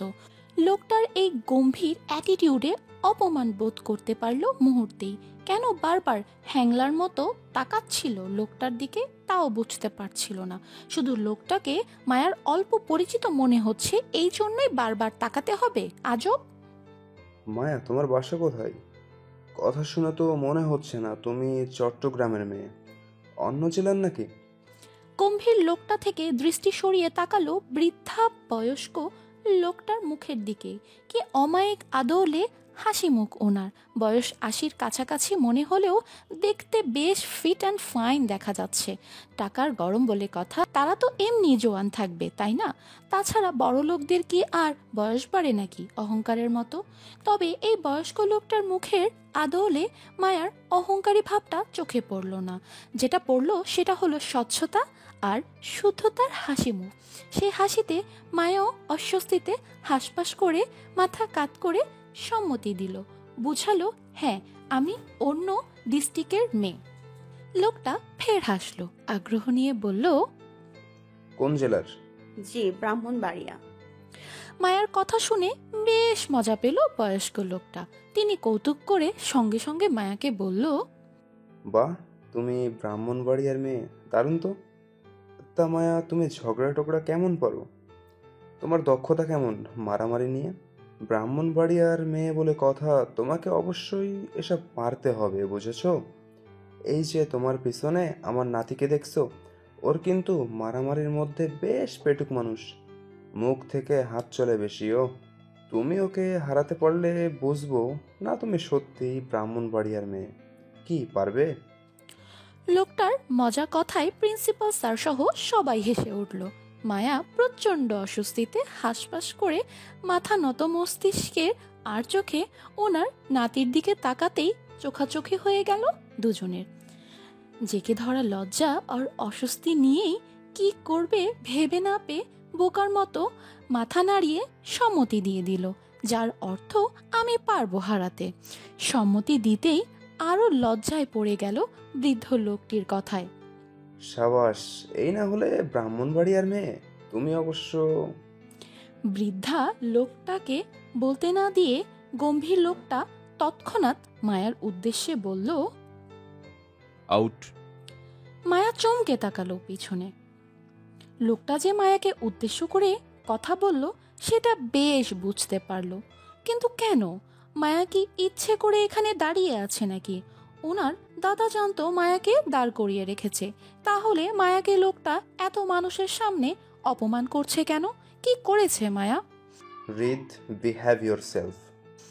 এতক্ষণে বুঝলো লোকটার নাম রিদ, আর বয়স্ক লোকটা ওনার দাদা ভাই। নাম জানে না, তবে বেশ শক্ত গলায় রিদ নামক লোকটাকে শাসাতে চাইল। কিন্তু ততক্ষণে লজ্জা আর অপমানে মায়ার চোখে জল চলে আসার উপক্রম হলো। রিদ নামক লোকটা ওনার দাদা ভাইয়ের কথা আবারও উপেক্ষা করে ফের আগের ন্যায় মায়াকে উদ্দেশ্য করে বলল, আই সে গেট আউট। মায়া আর সেখানে দাঁড়ালো না। অপমানে বিনীতের সহিত ছলছল চোখে প্রিন্সিপাল স্যারকে বলে চলে আসতে চাইল। দরজা অবধি গিয়ে হঠাৎই কি মনে করে পেছনে ফিরে আবারও তাকালো অল্প করে। সাথে সাথে চোখাচোখি হলো দুজনার। উনিও তখন মায়ার দিকে কপাল কুঁচকে তাকিয়ে আছে। ওনার দৃষ্টিতে স্পষ্ট সন্দেহের ঘোর ছিল, কিন্তু কিসের এত সন্দেহ ছিল তা জানে না। তবে লোকটার অপমানটা মায়ার বেশ গায়ে লেগে উঠল। ফাউন্ডার স্যার কক্ষ থেকে বের হয়েই হালকা ফুপিয়ে উঠল কান্নায়। বেশ লজ্জা পেয়েছিল এতগুলো অপরিচিত মানুষের সামনে মায়া সেদিন। সেই লজ্জা ছুটে বেশ করে কাঁদতে ইচ্ছে করছিল মায়ার। তারপরও নিজেকে সংযম করে ম্যামকে কাগজপত্রগুলো দিয়ে চলে আসলো বোকার মতো, নিজের ব্যাগ আর ফোন না নিয়ে। অপমানে লজ্জাটা এত বেশি লাগছিল যে মনেই ছিল না মায়ার ব্যাগগুলো ম্যামের কাছে থেকে নিতে হবে। কাঠফাটা তপ্ত দুপুরের রোদে অতিষ্ঠ ধরনী। প্রহরতাপে যখন সূর্যটা মাথার ওপর থাকে তখন মানুষের অবস্থা প্রায় সিদ্ধ আলুর মতন। মায়ার অবস্থাটাও ঠিক সিদ্ধ আলুর মতো হয়েছে। মায়ার একা অবস্থা নয়, বরং অনুষ্ঠানে উপস্থিত প্রায় অধিকাংশ ছাত্রছাত্রীর অবস্থা এই মুহূর্তে সিদ্ধ আলুর মতন।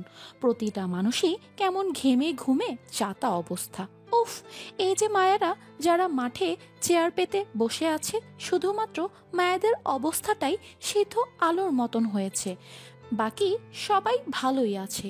স্টেজের বিশেষ অতিথিবৃন্দের জন্য বিশেষ যান্ত্রিক ফ্যানের ব্যবস্থা তোড়জোড়ভাবে করা থাকলেও মাঠে আসনে বসা শিক্ষার্থীবৃন্দদের জন্য তেমন একটা যান্ত্রিক ফ্যানের ব্যবস্থা ছিল না। যাও গুটি কয়েক ফ্যান রয়েছে সেগুলো বেশ দূরে দূরে সেট করা, যার ফলে এই যান্ত্রিক ফ্যানের বাতাস যে কোথায় কার গায়ে লাগছে আল্লাহ জানে। আর এইদিকে উফ, এই অতিষ্ঠ গরমে এবার সত্যি মেজাজ খারাপ হয়ে যাচ্ছে মায়ার। গরমে মায়া সব সহ্য করতে পারলেও কিন্তু পায়ের জ্বালা পোড়া সহ্য হয় না, একদমই না। গরমে মায়া সব সহ্য করতে পারলো, কিন্তু পায়ের জ্বালা পোড়া সহ্য হয় না, একদমই না। বলতে গেলে প্রচণ্ড গরমে মায়ার বডিতে তেমন সমস্যা হয় না, কিন্তু পায়ে ভীষণ রকমের জ্বালা পোড়ার সমস্যা হয়, যা এখনো হচ্ছে। খোলা মাঠের মঞ্চে পেছনের সারিতে প্রথম চেয়ারটাতে বসেছিল মায়া। মায়ার সাথে জুইয়ের সাথে মায়াদের চট্টগ্রামের একটা নতুন বান্ধবী বসেছিল, নাম শ্রেয়া। তিনজনের হাতেই একটা করে রজনীগন্ধা ডালার সাথে গোলাপ ফুল বাঁধা তোড়া ছিল। অন্য হাতে ছিল খাতার শক্তপোক্ত উপরের কাভার পেজটা, যেটা দিয়ে নিজেদের অনবরত বাতাস করছিল গরম থেকে বাঁচার জন্য। আর স্টেজে বসা অতিথিবৃন্দের একের পর এক ভাষণ শুনে শেষ করছে। শরীরে গরম আর পেটে ক্ষুধা থাকতে মানবতার ভাষণে যতটা মনোযোগী হওয়া যায় মায়া ঠিক ওই মুহূর্তে ততটাই মনোযোগী ছিল সংশ্লিষ্ট ভাষণে, যার জন্য প্রায় ঘাড় এদিক ওদিক ঘুরিয়ে রাস্তা খুঁজছিল এখান থেকে উঠে যাওয়ার। মায়ার চেষ্টা বরাবরই ব্যর্থ হচ্ছিল চারপাশে সিনিয়রদের প্রহরদারির জন্য। ব্যর্থতা আর অমনোযোগিতায় ফের চোখ ঘুরালো স্টেজের দিকে। সারিবদ্ধভাবে সকলেই বসা সেখানে। মায়াদের বিশেষ অতিথিবৃন্দরাও রয়েছে সেখানে। প্রিন্সিপাল স্যার, আরাফ খান, নিহাল খান, রিদ খান সবাই আছে একের পর এক বসা অবস্থায়। ইতোমধ্যে মায়া সবার নামটাও জেনে নিয়েছে শ্রেয়া থেকে। যেহেতু শ্রেয়া চট্টগ্রামের মেয়ে, তাই চট্টগ্রামের মানুষের খবর ওর ভালো জানা। তবে সবচাইতে বেশি যেটা মায়ার নজর কেড়েছে সেটা হলো রিদ খানের পরিবার নাকি বংশগত সূত্রে তারা চট্টগ্রামবাসী, আর পারিবারিকভাবে অর্ধেক পরিবার নাকি রিদ খানের সাথে ঢাকা থাকে, আর বাকি অর্ধেক পরিবার নাকি চট্টগ্রাম শহরে থাকে নিহাল খানের সঙ্গে। তার মানে রিদ খানের বাবা মা একসঙ্গে থাকেন না। এবার কেন তারা একসঙ্গে থাকেন না সেটা মায়া আরো অনেক পরে জেনেছে। আচ্ছা, যাই হোক, এবার মূল কথায় আসি। রিদ খানের বাপদাদারা বংশগতভাবেই তারা রাজনীতি করে। সেই ব্রিটিশ আমল থেকে রাজনীতির খাতায় নাম তাদের। বর্তমানে রিদ খান এই কলেজের ফাংশনে অ্যাটেন্ড করার মূল উদ্দেশ্য হলো ওনার বাপদাদাকে রাজনৈতিক বিষয়ে সমর্থন করা। রিদ খানের বাবা নিহাল খান বর্তমান চট্টগ্রাম সদরে মন্ত্রী। জাতীয় সংসদ সদস্যের আসনপ্রাপ্ত নেতা হওয়ায় তিনি চট্টগ্রামেই থাকেন বাবা আরাফ খান ও বাকি পরিবারদের নিয়ে। রিদ খান ঢাকা থাকেন মাকে নিয়ে। তবে ওনাকে প্রায়শই নিজের বাবার সঙ্গে দেখা যেত বিভিন্ন রাজনৈতিক কর্মকাণ্ডে জড়িত অবস্থায়। মায়াদের কলেজের ফাংশনটা ছিল রিদ খানের জন্য তেমন একটা উদ্দেশ্য মাত্র বাবাকে সমর্থন করা। তবে মায়ার এই বিষয়ে সঠিক ধারণা ছিল না। তবে বলতে হবে লোকটা রিদ সত্যি অনেক দারুণ দেখতে। ফিদা হওয়ার মতো সকল দিকই আপাতত ওনার মধ্যে ছিল। এই যে এই মুহূর্তে উনি রিদ ওনার বাবার পাশে বসে গম্ভীর মুখ নিজের দাদা ভাইয়ের ভাষণ মনোযোগ সহকারে শ্রবণ করছে, এই বিষয়টিও চোখে লাগার মতো ছিল। ওনার গম্ভীর, ওনার পার্সোনালিটি সব কিছুই মনোমুগ্ধকর। এবার আর এই জন্য মায়ার আশেপাশে প্রায় অনেক মেয়েই স্টেজের ছবি তোলার বাহানায় শুধু ওনার ছবি তুলছে জুম করে করে। মায়া সেটা দেখছে আর মনে মনে কি ভাবছিল জানেন? শুনতে হাস্যকর লাগলেও এটা সত্যি যে সেদিন মায়া পেছনের সারিতে বসে বসে শুধু লোকটার কয়টা গার্লফ্রেন্ড থাকতে পারে সেটার হিসাব করছিল। আরে ভাই আপনি বলুন, হিসাব করবে নাই বা কেন?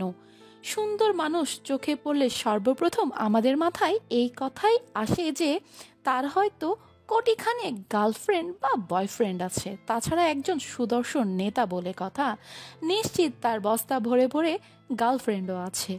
নেতারা কি আর ভালো চরিত্রের মানুষ হয় নাকি? তলে তলে যে কত ঘাটে পানি খায় এরা, তার হিসাব এরা নিজেরাও দিতে পারবে না। রিদ খানের করা অপমানটার জন্য মায়া সেদিন তাকে একদল দুশ্চরিত্র নেতাদের দলে ফেলে মনে মনে বেশ করে শান্তি পেয়েছিল। কিন্তু কে জানতো মায়ার এই শান্তিটা মাত্র অল্প সময়ের জন্য স্থায়ী ছিল। রিদ নামক লোকটার সাথে মায়ার দ্বিতীয়বার দেখা হয়েছিল সুলতানা ম্যামের অফিসে। বিকাল তখন 3টার ঘরে। সম্পূর্ণ অনুষ্ঠান শেষ করে মায়া গিয়েছিল ম্যামের কাছে মায়ার ব্যাগ আর আরিফের ফোন ফিরিয়ে আনতে, যেটা মায়া তখন তাড়াহুড়োয় ভুলে রেখে এসেছিল ম্যামের কাছে। জুই মায়ার জন্য কলেজ গেটে অপেক্ষা করছিল শ্রেয়ার সাথে। বাকি স্টুডেন্টরাও যার যার মতো করে বাসায় ফিরে যাচ্ছিল। মায়ারাও চলে যাবে, কিন্তু ব্যাগের জন্য পুনরায় ফিরে আসতে হয়েছে মায়াকে সুলতানা ম্যামের কাছে। দরজার বাইরে দাঁড়িয়ে ম্যামের কাছ থেকে পারমিশন নিয়ে ভিতরে ঢুকতেই হতভম্ব হয়ে গেল মায়া। এতক্ষণ যাও একটু সাহস ছিল মনে, এখন পুরোপুরি নার্ভাস আর চুপসে যায় কক্ষের ভেতর রিদ খানের উপস্থিতি দেখে। প্রচণ্ড হাঁসফাঁস করে চোখ তুলে রুমের উপস্থিত 3টা মানুষকে দেখে নেয়। রিদ খান ল্যাপটপের সম্মুখে বসে কিছু একটা দেখছেন, আর ওনার পাশে দাঁড়িয়ে থাকা লোকটা রিদ খানকে ল্যাপটপের স্ক্রিনে কিছু একটা দেখতে সাহায্য করছে, বুঝিয়ে বুঝিয়ে বলে। মায়া বুঝলো হয়তো তারা জরুরি কোনো প্রজেক্ট নিয়ে আলোচনা করছে। মায়া রুমে ঢুকতে প্রথমে চোখাচোখি হলো রিদ খানের সঙ্গে। সেই জন্য তখনকার অপমানিত চক্ষু লজ্জাটা বেশি লেগেছিল মায়ার। অতিরিক্ত টেনশন আর নার্ভাসনেসের জন্য ওনার উপর থেকে দৃষ্টি সরিয়ে ম্যামের দিকে তাকালো। ম্যাম মায়ার দিকে তাকিয়ে আছে, কপাল কুঁচকে, হাতে কিছু কাগজপত্র নিয়ে। হয়তো তাড়াহুড়ায় ম্যাম এই কাগজপত্রগুলো গোছাচ্ছে। মায়াকে দেখেই ম্যাম বলে উঠল, কি চাই? মায়া হাঁসফাঁস করে আর চোখে রিদ খানের দিকে তাকাতে চাইল। দেখলো উনি এক পলক মায়াকে দেখে পুনরায় নিজের কাজে মনোযোগী হয়ে গেছেন ইতোমধ্যে। তার মানে মায়ের দিকে আপাতত ওনার মনোযোগ নেই। মায়া অস্বস্তিতে হাঁসফাঁস করে ইতস্তত গলায় বলল ম্যামকে, ম্যাম আমার ব্যাগ আর ফোনটা চাই। ও, তোমার ব্যাগ আর ফোন আমি টিচার্স রুমে রেখে এসেছিলাম তখন। তুমি অফিস সহকারী সাজিদকে বলো আমার কথা, সে তোমার ব্যাগপত্র দিয়ে দিবে, যাও। জি ম্যাম। জড়তায় মাথা নাড়িয়ে ম্যামকে সম্মতি দিয়ে আর কোনো দিক না তাকিয়ে চলে যেতে চাইল, চুপিসারে সোজা ঘুরে বের হতে চাইল। তখনই শোনা গেল হৃদ খানের গম্ভীর গলা। আপনি খেয়েছেন? কিছুটা চমকেই পেছনে ফিরল মায়া। হৃদ খান নামক একজন অপরিচিত মানুষ মায়ার খাওয়া দাওয়ার কথা জিজ্ঞেস করছে। বিষয়টি মায়ার কাছে বেশ অবাক করা ছিল, তাই পেছন ঘোরার সাথে সাথে হৃদ খানের উদ্দেশ্যে মিহিস্বরে বলে ফেলল, না স্যার। মায়ার উত্তরের সাথে সাথে তৎক্ষণাৎ আরও একটি উত্তর আসলো মায়ার কানে। পাশ থেকে হৃদ খানের কথার উত্তর দিয়ে সুলতানা ম্যাম বলল, না স্যার, খাবো একটু পর। বুঝলো ভুল জায়গায় ভুল কথা বলে ফেলেছে মায়া। আপনি খেয়েছেন? সমাদরের কথাটা হৃদ খান মায়াকে নয়, বরং সুলতানা ম্যামকে জিজ্ঞেস করেছিল। মায়া মাঝ থেকে ভিন দাওয়াতি মেহমান হয়ে গেল তাদের মধ্যে। না বুঝেই অন্যের কথার উত্তর দিয়ে নিজেই লজ্জিত হলো। উফ, কি লজ্জা, কি লজ্জা! আসলে বিভ্রান্তিকর লজ্জাজনক পরিস্থিতি কাকে বলে সেদিন মায়া হাড়ে হাড়ে টের পেয়েছিল হৃদ খানের সামনে। আজও সেদিনের লজ্জাজনক পরিস্থিতির কথাটা মনে হলে হাত পা ছড়িয়ে কান্না করতে ইচ্ছা করে মায়ার। উফ, কি লজ্জাটাই না পেয়েছিল! লজ্জায় কারোর দিকে তাকাতেই পারছিল না, বরং লজ্জিত হয়ে মায়া যখন নিজের দৃষ্টি লুকাতে ব্যস্ত, ঠিক তখনই শুনল হৃদ খানের পুনরায় গম্ভীর গলার স্বর। তিনি ম্যামকে বললেন, আপাতত আপনার এখানে কাজ শেষ ম্যাম, যান আপনি গিয়ে খেয়ে আসুন, বাকিটা আসিফ দেখে নেবে। হৃদ খানের কথায় সুলতানা ম্যাম আপত্তি করে বলতে চাইল, জি স্যার, যাচ্ছি। কিন্তু আপনার? ম্যামকে বলতে তিনি পুনরায় বলল, আপনি এখন আসতে পারেন ম্যাম। হৃদের অবাধ্য গলায় মায়া চমকে উঠে চোখ তুলে তাকাতেই চোখাচোখি হলো দুজনের। তার মানে এতক্ষণ যাবৎ হৃদ মায়ার দিকে তাকিয়েই কথাগুলো ম্যামকে বলছিল। প্রচণ্ড অস্বস্তিতে দ্রুততার সঙ্গে মায়ার দৃষ্টি নিচে নামিয়ে নিল। এতক্ষণ যাবৎ বোকার মতো ওনাদের সামনে দাঁড়িয়ে আছে, বিষয়টি বোধগম্য হতেই আস্তে ধীরে ম্যামের পিছন পিছন মায়াও বের হতে চাইছিল, কিন্তু পেছন ঘুরতেই হৃদ খানের ডাক কানে আসলো তৎক্ষণাৎ। আপনি ভালো থাকুন মিস। মায়া এবার আর বোকার মতো দাঁড়ালো না, ভাবলো এই কথাগুলো মনে হয় সুলতানা ম্যামকে বলেছেন তিনি, তাই ভালোই ভালো চলে আসতে চাইলে হৃদ খানের শক্ত গলার ধমকে মুহূর্তেই কেঁপে উঠল মায়া। এই মেয়ে, তোমাকে থাকতে বলছি না আমি, কোথায় যাচ্ছ তুমি? ধমক খেয়ে সাংঘাতিক চমকে ছিল মায়া। লোকটা তো সুবিধার নয়, সাংঘাতিক অসুবিধার মানুষ তিনি। চেনা নেই জানা নেই একটা অপরিচিত মেয়েকে এত বড় ধমক দিবে! আল্লাহ! সকালের প্রিন্সিপাল স্যারের রুমে অপমান করলো, আর এখন শাসাচ্ছে। কিন্তু কেন? কি দোষ করেছে? নাকি মায়েরা পূর্ব পরিচিত? কই, মায়ার তো কিছুই মনে পড়ছে না জীবনে কখনো এই ব্যক্তির সাথে মায়ার দেখা হয়েছে বলে। লোকটার ধমকে আবারও সিটিয়ে গেল মায়া। বুকের ভিতর ভয় নামক হৃৎপিণ্ডটা কেমন ধূপধাপ করে সারা শরীরে লাফালাফি করে জানান দিচ্ছিল যে কোনো সময় কাঁপতে কাঁপতে মায়াকে অজ্ঞান করে দিবে। অতিরিক্ত ভয়ে যেমন মানুষের দিশেহারা হয়ে যায়, মায়ার অবস্থাটাও ঠিক তেমনই হয়েছে। অতিরিক্ত ভয়ের কারণে মুখ দিয়ে তেমন কোনো কথা বের হচ্ছিল না, হাত পা ঠান্ডা অনুভব করছিল, গলা দিয়ে তেমন কথা বলার জোর পাচ্ছিল না নার্ভাসনেসের জন্য। তারপরও নিভে যাওয়া গলায় একটু করে পিছনে ঘুরে বলল, জি আমাকে? তৎক্ষণাৎ শক্ত গলার উত্তর আসলো, হৃদ। ইয়েস ইউ, কাম হিয়ার, এদিকে এসো। ছেড়ে রাখা শাড়ির আঁচলটা একটু চেপে ধরে নত মস্তিষ্কের 2 কদম এগিয়ে হৃদের সম্মুখে দাঁড়াতেই হৃদ বলল, পিছনের সারিতে বসার মতো কি পড়াশোনাতেও পিছিয়ে আছেন নাকি আপনি? চমকে উঠে লোকটার দিকে তাকালো ভাষা ভাষা চোখে। শুধু চমকিয়েছে বললে ভুল হবে, ভীষণভাবে হতবাক হয়েছিল যে এত মানুষের ভিড়ে কি লোকটা মায়াকে লক্ষ্য করেছিল যে মায়া কোথায় বসেছিল? দেখতে পেয়েছিল মায়া পেছনের সারিতে বসেছিল সেটা? অবশ্য দেখতে পেয়েছেন। না দেখতে পেলে এই মুহূর্তে কি করে মায়াকে খোঁচা দিত মায়ার পিছনে বসা নিয়ে? মায়ার হতবাক চেহারার দিকে তাকিয়ে হৃদ ফের প্রশ্ন করে মায়াকে। মিস আর মিসেস? হৃদের কথার মানে প্রথমে বুঝতে না পেরে অবুঝ গলায় বলল, married or unmarried? G, unmarried. মানে সিঙ্গেল? হৃদের কুচকানো কপালের দিকে তাকিয়ে বুঝল মায়ার কথাটা হৃদের মন মতো হয়নি। হয়তো অন্য কোনো উত্তরের প্রত্যাশা করছিল, এমন টাইপ হবে। মায়া হৃদের দৃষ্টিতে মাথা নাড়িয়ে সম্মতি দিয়ে জানায়। মায়ার কথায় হৃদ চেয়ার ছেড়ে উঠে দাঁড়ালো। পাশের লোকটাকে ডিঙিয়ে মায়ার সম্মুখে এসে দাঁড়ালো টেবিলের সঙ্গে ঠেস দিয়ে। আক্রোশে হেয়ালি গলায় বলে, আজকাল বিবাহিত অবিবাহিত মেয়েদের চেনার উপায় নেই। সবাইকে দেখলে কেমন একই রকমের লাগে। এজন্য আজকাল মেয়েগুলো সহজে মিথ্যা বলে নিজেকে সিঙ্গেল দাবি করতে পারে, তাই না? আচ্ছা, যাই হোক সেসব কথা। আপনি নিশ্চয়ই অবিবাহিত সিঙ্গেল নারী হবেন, আর আমাকেও সত্যিটা বলছেন এটা আমি বিশ্বাস করি। তবে আমার মিঙ্গেল প্রতারক একজন বিবাহিত মহিলাকে চাই।